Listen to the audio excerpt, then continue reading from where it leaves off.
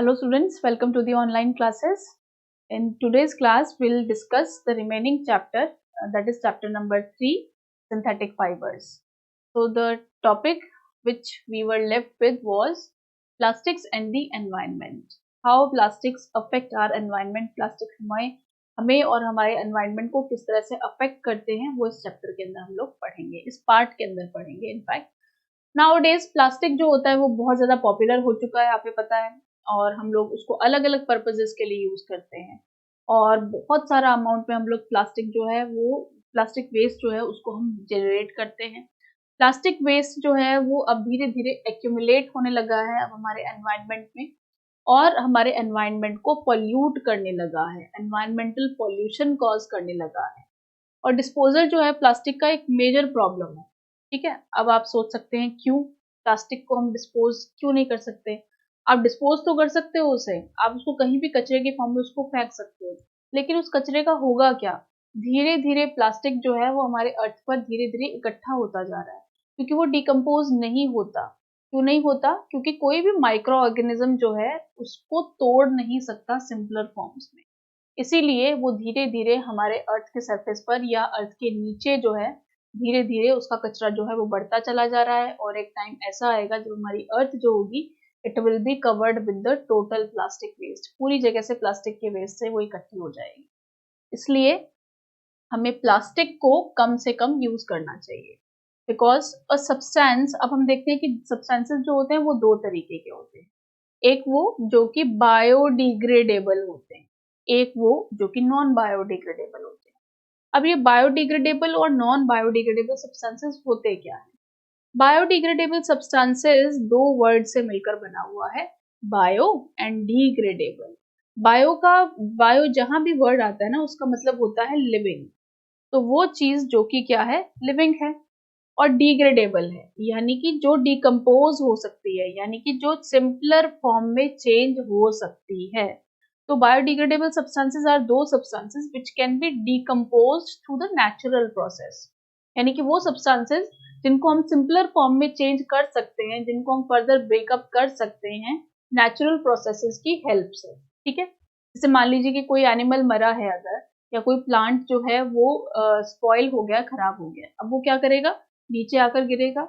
नीचे गिरने के बाद बहुत सारे माइक्रो ऑर्गेनिजम्स जो हैं उसके ऊपर आएंगे और उसको उसके ऊपर फीड करेंगे और अल्टीमेटली एनिमल के केस में अगर हम देखते हैं तो उसके सिर्फ और सिर्फ क्या बचती हैं, उसकी बोन्स बचती हैं। तो रेस्ट ऑफ द फ्लैश उसका कहाँ गया? रेस्ट ऑफ द फ्लैश जो होगा वो किसने खा लिया? वो माइक्रो ऑर्गेनिजम्स ने खा लिया। तो इस तरह से नेचर जो है वो हमारे नेचर ने बहुत सारे क्लीनर्स रखे हैं एनवायरनमेंट में, जो कि हमारे एनवायरनमेंट को क्लीन करने का काम करते हैं टाइम टू टाइम।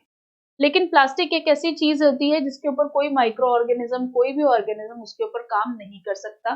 तो जब उसके ऊपर कोई काम नहीं कर सकता, उसको डिकम्पोज नहीं कर सकता, तो वो क्या होगी, वो चीज ऐसी की ऐसी मिलियंस ऑफ ईयर्स तक पड़ी रहेगी।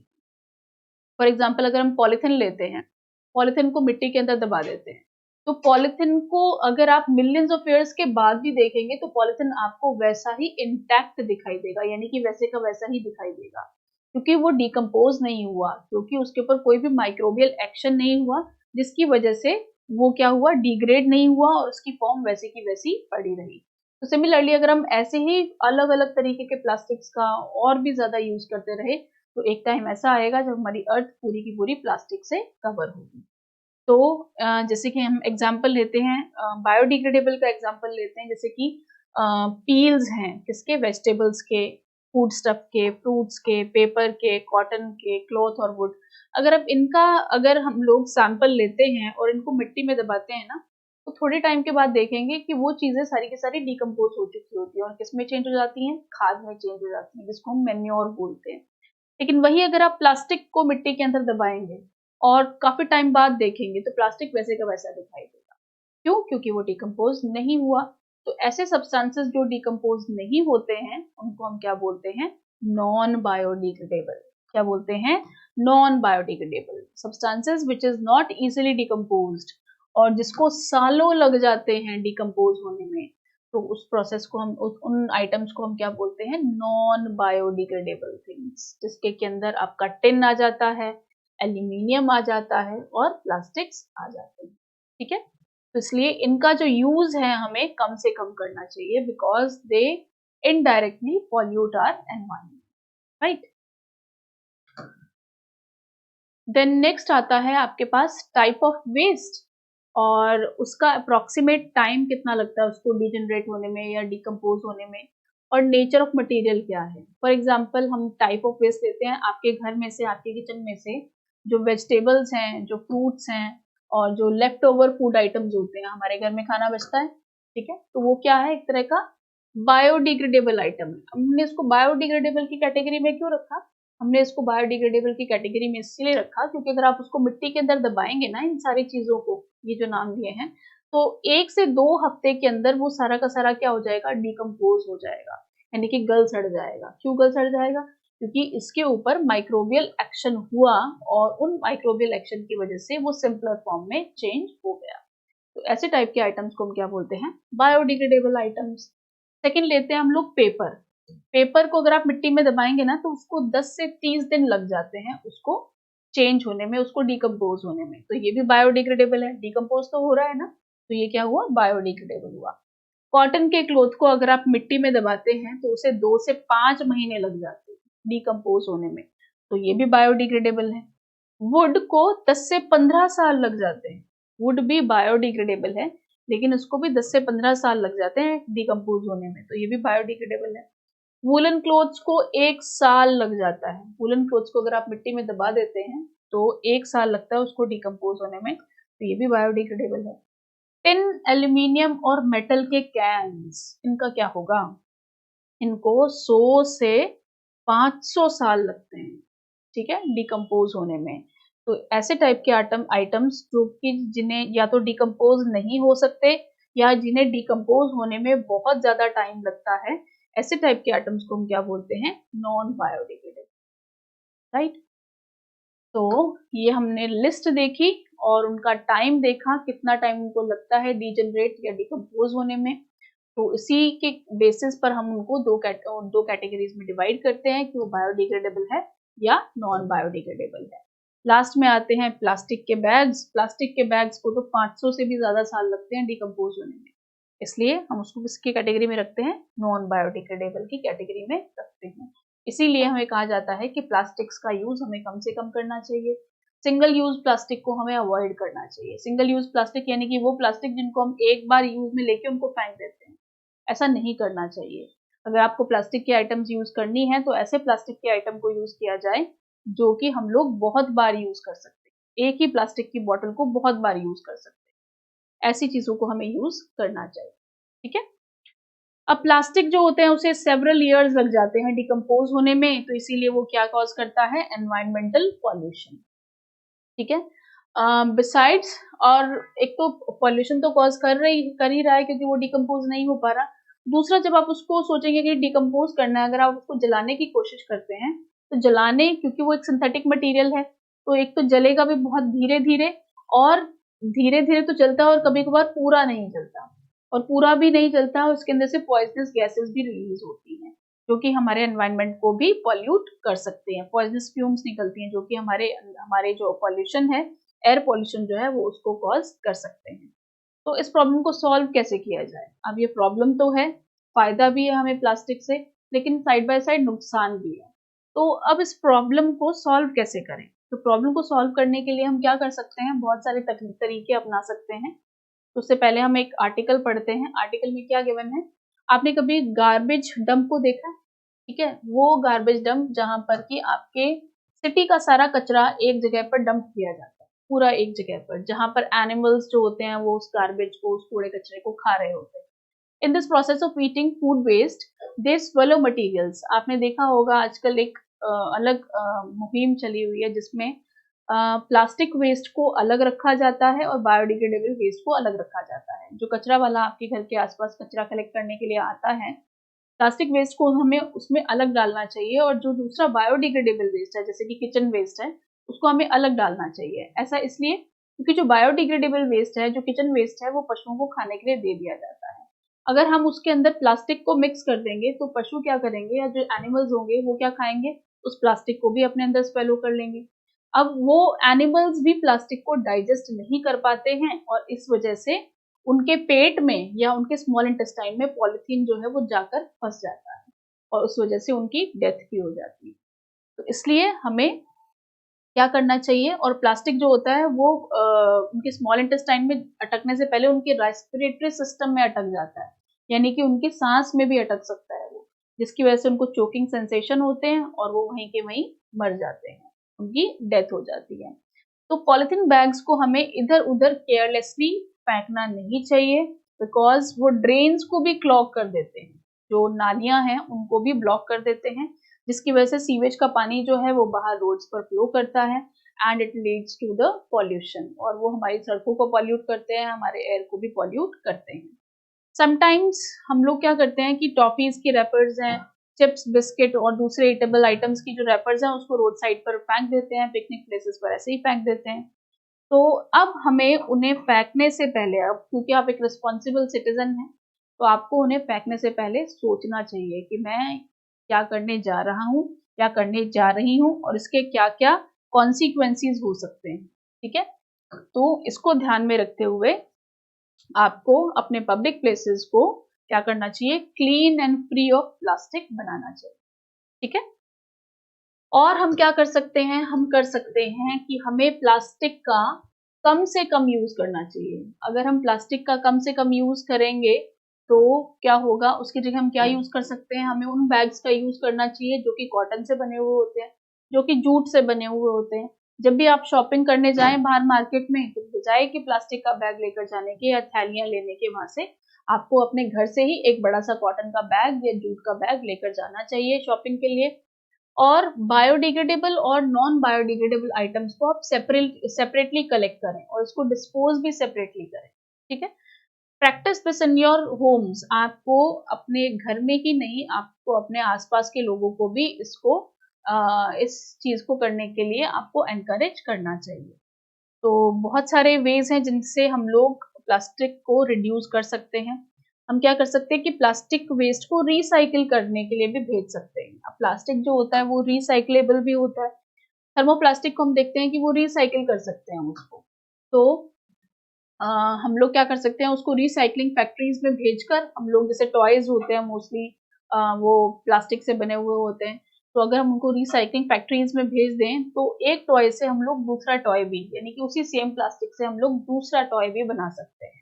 तो इस तरह से हमने उस प्लास्टिक को डंप करने की बजाय हमने उसी से ही एक दूसरा टॉय को बनाया। तो इस तरह से हमने पॉल्यूशन को क्या किया, कम करने की कोशिश की। सिमिलरली इस तरह से हम लोग प्लास्टिक के जो यूसेज है उसको हम लोग कम कर सकते हैं। तो एक रिस्पॉन्सिबल सिटीजन होने के नाते आपको 5R यानी कि 5R प्रिंसिपल को हमेशा याद रखना है। रिड्यूस यानी कि प्लास्टिक का कम से कम यूज किया जाए। रीयूज यानी कि जो प्लास्टिक आपके एक बार घर में आ गया है उसको फिर से यूज करने की कोशिश करें। यानी कि मान लीजिए आप एक जैम की बोतल लेकर आए, उस जैम की बोतल में जो कि प्लास्टिक की है उसमें आप क्या कर सकते हैं, फिर से कोई अचार डाल सकते हैं या फिर से उसके अंदर कोई दूसरी चीज, सूखी चीज उसके अंदर भर सकते हैं। तो इस तरह से हम लोगों ने उसको रीयूज किया। देन रिसाइकिल कर सकते हैं, यानी कि उसको रिसाइकलिंग के लिए भेज दिया और उसी से कोई नई चीज हम लोगों ने बनवाई। देन रिकवर करें, और लास्ट में हम करें उसको रिफ्यूज, यानी कि हमें प्लास्टिक नहीं यूज करना। ठीक है, तो ये अगर हम हैबिट्स डेवलप करते हैं तो इस तरह से हम अपने एनवायरनमेंट को हेल्दी और फ्रेंडली बना सकते हैं, इको फ्रेंडली बना सकते हैं। ठीक है, तो इसी के साथ आपका चैप्टर जो है वो सिंथेटिक फाइबर्स वाला कंप्लीट होता है, चैप्टर नंबर 3। अब हम इसके क्वेश्चन आंसर पार्ट पर आते हैं। Tick the correct answer. Polymer occurs in waste raw material, nature और नन ऑफ दीज। पॉलीमर्स जो होते हैं कहाँ पर अकर होते हैं, पॉलीमर्स जो होते हैं they occur in nature. Next question, first synthetic fibre prepared without using natural raw material कौन सा है, जल्दी बताइए। That is nylon. रेयन जो होता है वो पूरा सिंथेटिक फाइबर नहीं है ये। ठीक है, polythene is an example of, polythene किसका एग्जाम्पल है, पॉलीथीन एक तरह का प्लास्टिक है। Next, a substance which gets decomposed through natural process, उसको हम क्या बोलते हैं, biodegradable substances। Short answer type question, what are synthetic fibres, synthetic fibres क्या होते हैं, इसकी डेफिनेशन आपकी बुक में गिवन है, आप वहां से इसको लिखें। थर्मोप्लास्टिक क्या होते हैं? थर्मोप्लास्टिक वो प्लास्टिक होते हैं जिनको हम हीट करने के बाद उनकी शेप और साइज को चेंज कर सकते हैं। एग्जाम्पल दीजिए, तो एग्जाम्पल में आ जाते हैं polythene and PVC. What do you mean by petrochemicals? Petrochemicals का मतलब क्या होता है? पेट्रोकेमिकल्स वो केमिकल्स होते हैं जब हम पेट्रोलियम को निकालते हैं क्रूड ऑयल से, जो केमिकल्स बनते हैं। कच्चा तेल हम कहाँ से निकालते हैं? जमीन के अंदर से निकालते हैं। उस कच्चे तेल से आगे जब उसकी रिफाइनिंग करते हैं, उससे जो केमिकल्स निकलते हैं उनको हम क्या बोलते हैं? पेट्रोकेमिकल्स, जिसमें petrol, diesel, kerosene, charcoal, tar, ये सब कुछ आते हैं। Which plastic is use to make electrical switches? कौन सा प्लास्टिक बनाते हैं हम लोग? कौन सा प्लास्टिक यूज करते हैं? थर्मोसेटिंग। थर्मोसेटिंग में भी कौन सा? बेकलाइट। ठीक है। What is PET? Mention it's uses. PET क्या होता है? पीईटी क्या होता है? पॉलीइथिलीन टेट्राथैलेट। इसकी यूजेस आपके बुक में गिवन है, आप इससे लिखेंगे। वैसे इसकी यूजेस हम लोग कहाँ कहाँ यूज करते हैं? इसको बॉटल्स बनाने में यूज करते हैं। Write the uses of synthetic fibres in our daily life. Synthetic fibres के यूजेस लिखिए। पैराशूट बनाने में, रोप्स बनाने में, कपड़े ब्रश मटेरियल बनाने में, टॉयज बनाने में, ज्वेलरी बनाने में, ठीक है, ब्रशेस, कॉम, चेयर एक्सेट्रा बनाने में हम लोग जो सिंथेटिक फाइबर्स हैं उनको यूज करते हैं। तो नेक्स्ट आता है व्हाट इज टेफ्लॉन? टेफ्लॉन क्या होता है? टेफ्लॉन जो होता है वो एक तरह का ऐसा कोटिंग है जिसको कि हम लोग जब प्लास्टिक के ऊपर उसकी कोटिंग करते हैं तो वो प्लास्टिक क्या हो जाता है? किससे रेजिस्टेंट हो जाता है? वो हीट से रेजिस्टेंट हो जाता है और उसके ऊपर ऑयल और वाटर जो है वो स्टिक नहीं करते। उसको हम टेफ्लॉन की कोटिंग बोलते हैं। What is 5R rule? 5R principal क्या कहता है? तो 5R प्रिंसिपल हम लोगों ने अभी अभी पढ़ा है। इसमें प्रिंसिपल की स्पेलिंग रॉन्ग है, PLE आएगा यहाँ पर। ठीक है, अब उसको करेक्ट कर लीजिए। 5R रूल में हमने रिड्यूस, रिफ्यूज, रिसाइकिल वो पढ़ा था, उसको इसके अंदर आप लिखेंगे। देन आते हैं लॉन्ग आंसर टाइप क्वेश्चंस पर। लॉन्ग आंसर टाइप क्वेश्चन में पहला है explain the properties and uses of polyester. Polyester के क्या क्या यूजेस हैं? तो पॉलिएस्टर जो होता है वो एक सिंथेटिक फाइबर है, जल्दी ड्राई हो जाता है, बहुत स्ट्रॉन्ग होता है, ड्यूरेबल होता है, हीट रेजिस्टेंट होता है। इसको हम लोग आपके पैराशूट्स बनाने के काम में लेते हैं, रोप्स बनाने के काम में लेते हैं, जो कि क्लाइंबिंग, माउंटेन क्लाइंबिंग में काम में आती है। Give the advantages and disadvantages of plastic. तो प्लास्टिक के एडवांटेजेस क्या हैं? ये स्ट्रॉन्ग होता है, ड्यूरेबल होता है, हीट रेजिस्टेंट होता है, इलेक्ट्रिसिटी से रेजिस्टेंट होता है, लंबे टाइम तक हम इसको यूज कर सकते हैं। बट इसके डिसएडवांटेजेस क्या हैं? कि नॉन बायोडिग्रेडेबल है, कि जल्दी से डिग्रेड नहीं होता, डिकम्पोज नहीं होता, इसे मिलियंस ऑफ ईयर्स का टाइम लग जाता है डिकम्पोज होने में।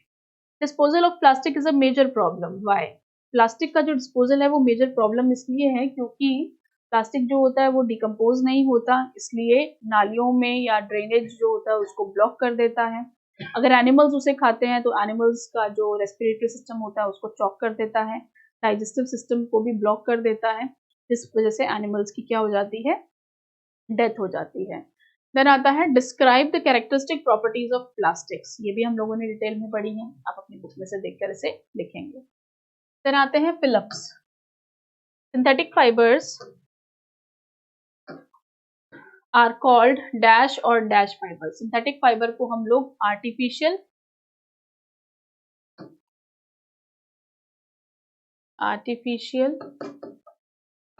या मैन मेड फाइबर्स भी बोलते हैं। Synthetic fibres are synthesized from raw materials called monomers. Synthetic fibres को हम लोग मोनोमर्स से बनाते हैं। Like synthetic fibres, plastic is also, plastic क्या होता है? प्लास्टिक भी एक तरह का सिंथेटिक फाइबर ही है। ठीक है, plastic is also a synthetic fibre.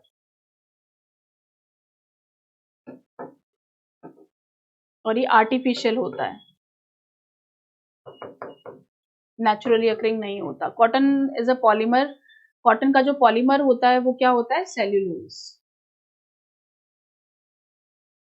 The raw materials of petroleum origin are, जो रॉ मटेरियल्स जो होते हैं पेट्रोकेमिकल में बोलते हैं, petrochemicals.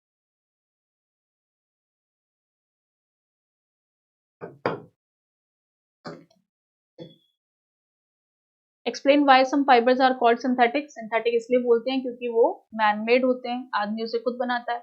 Give examples each which indicate that nylon fibre are very strong. तो आप वो एक्टिविटी कर सकते हैं जिसमें एक धागे को, नायलॉन के फाइबर को हमने किसी वेट से खींचने की कोशिश की, तो जो फाइबर जितना ज्यादा वेट को खींच सकता है या बेयर कर सकता है, उसकी स्ट्रॉन्गनेस उतनी ही ज्यादा होती है। Explain why plastic containers are favoured for storing food. क्योंकि प्लास्टिक कंटेनर्स में कोई जंग नहीं लगता और वो कोरोड भी नहीं होते हैं और फूड आइटम को स्पॉइल भी नहीं करते हैं, इसलिए हम लोग प्लास्टिक कंटेनर का यूज करते हैं। Explain the difference between thermoplastic and thermosetting plastic. Thermoplastic वो प्लास्टिक होता है जो कि हीट करने पर उसकी शेप और साइज चेंज हो जाता है। थर्मोसेटिंग जो होता है, हीट करने पर उसका शेप और साइज चेंज नहीं होता। अब ये वाले जो क्वेश्चन है ये आपको खुद को करने हैं, that is explain why the following are thermoplastic है या नहीं है। ये सारे जो हैं आपकी थिंकिंग बेस्ड क्वेश्चन है, इनको आप खुद करेंगे। तो इसके साथ हमारा चैप्टर जो है वो कंप्लीट होता है। नेक्स्ट क्लास में हम लोग नेक्स्ट चैप्टर को करेंगे। Thank you.